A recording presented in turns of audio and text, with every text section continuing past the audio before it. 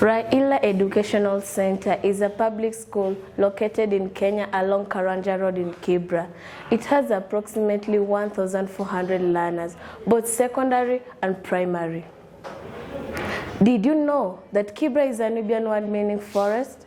This is because Kibra was once a forest during the pre-colonial era, a huge contrast to what it is today, one of the largest and congested slums in the world. Congestion has led to strained resources, which has increased the rate of consumption of packaged commodities, thus producing a lot of waste. The paper industry is one of the largest industries in the world today. We may not realize this because of the digitalization, but demand for paper-based materials has greatly increased. Almost everything that we buy comes enclosed in an attractive piece of paper to entice the customer. But what happens to the wrapper once you are satisfied with the contents? As a school, paper is our lifeblood. Paper is constantly used by both teachers and students in their daily work. The papers are used to make worksheets and exams. After use, these papers are thrown into the dumps and causing landfill, and later burned, producing CO2, which is a harmful gas. At the same time, in our kitchen, we use 2 mature trees to produce a meal. This firewood produces CO2, which is very harmful to the people around it. Some of the effects that it causes is premature death, asthma, lung cancer. Paper waste is the main problem that we're facing directly at school, and our main concern is to reduce the amount of paper waste by creating briquettes.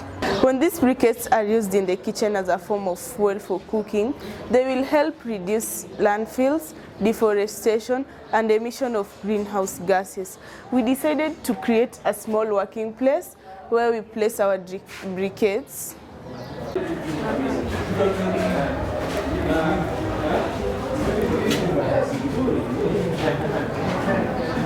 So, as she has said, this is our working station where we make our briquette for the time being because we don't have proper shelter, but in future we believe we'll have one by the support of the fund. So, as you see, this is pile of papers that we have collected from different schools.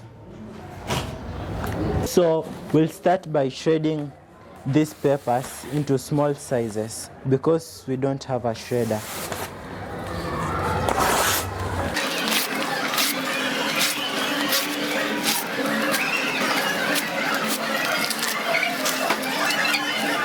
So once the shredding is done, we'll take the shredded papers and place them in a bin to soak with the water.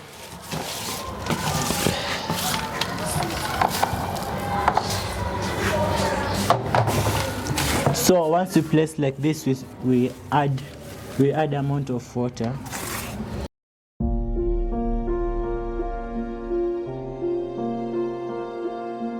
So after soaking it, we'll let it for a day to soak, and then the next day we'll start working at it to be like a porridge paste.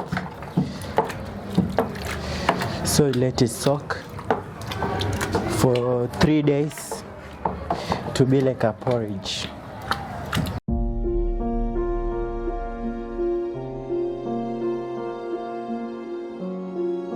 So after 3 days of soaking, we'll add sawdust.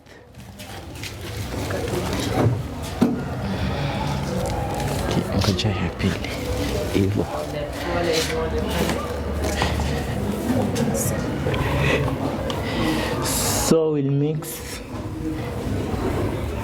the sawdust with pepper.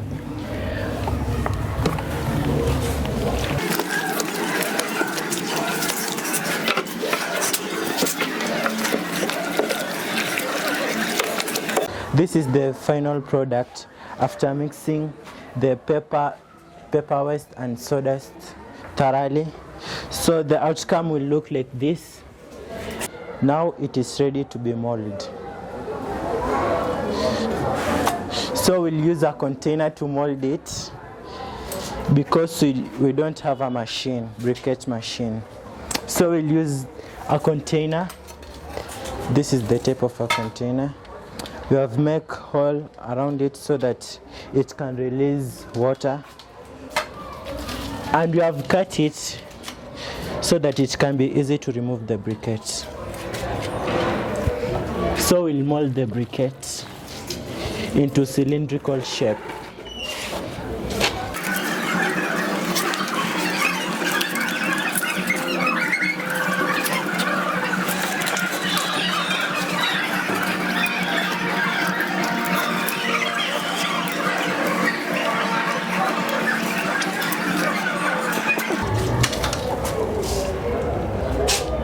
As you can see, this is the result of the briquette making. And we have different sizes of the briquette depending to the user who will use it. So after molding it, we'll place it at a cool temperature where it will bind. It has created awareness to people who had otherwise not heard of circular economy or seen, let alone use briquette before. We hope that the profit earned from these briquettes will sponsor students who will otherwise not be able to continue with their studies. We hope to sell briquettes to neighboring schools and also provide energy for our school, therefore reducing deforestation since we will be saving on firewood.